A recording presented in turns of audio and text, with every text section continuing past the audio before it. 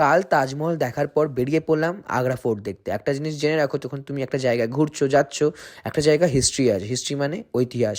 একটা জায়গায় ঐতিহ্য আছে, আর সেটাকে তোমাকে রেসপেক্ট করতে হবে, জানতে ওর ব্যাপারে। না হলে এই জায়গা ঘোরা সবটাই মিনিংলেস হয়ে যাবে। আগ্রা ফোর্টের ব্যাপারে জেনে অনেক কিছু ইনফরমেশন পেলাম আমরা। অ্যান্ড আমরা পুরো ফ্যামিলি, বুনু, মা, আমি, বোন সবাই মিলে এনজয় করছিলাম, ঘুরছিলাম।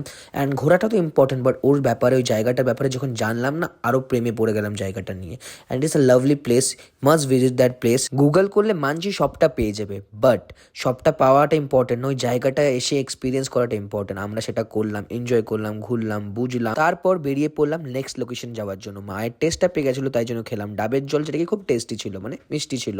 তারপর বেরিয়ে গেলাম সর্দার বাজার যাওয়ার জন্য, যেখানে একটা ফেমাস খাবার শপ আছে, ওটা হচ্ছে মামাস ফ্র্যাঙ্কি, যেখানে খুব ভালো ভালো টেম্পটিং টেস্টি খাবার পাওয়া যায়, স্ট্রিট ফুড। অ্যান্ড সত্যি বলতে গেলে ওদের মেনু দেখতে পারো। আমরা খেলাম শোয়ারমা, মোমো, গুলাটি কাবাব অ্যান্ড বহুত কিছু। মোমো তো দেখতেই পাচ্ছ কত টেম্পটিং লাগছে। বুনু নিজের মোমো আগেই শেষ করে ফেলেছেন, তারপর আমার প্লেটের দিকে তাকাচ্ছিল, বাট আমি ওকে দিইনি, আমি নিজেই খেয়ে ফেললাম আমার মোমোগুলো। লাইক সিরিয়াসলি বলা থাকি, আগ্রা का सबसे best place Mama Frankie and is best. তারপর হোটেলে তো এসে গেছিলাম, কিন্তু বোনের খিদা পেয়ে গেছে, চলে গেলাম বার্গার ফার্মে অ্যান্ড খেয়ে ফেলাম বার্গার, যেটা কি খুব টেস্টি ছিল। আজকের জন্য এইটুকু, bye bye. Like, share and subscribe করে দিও, ফলো করো।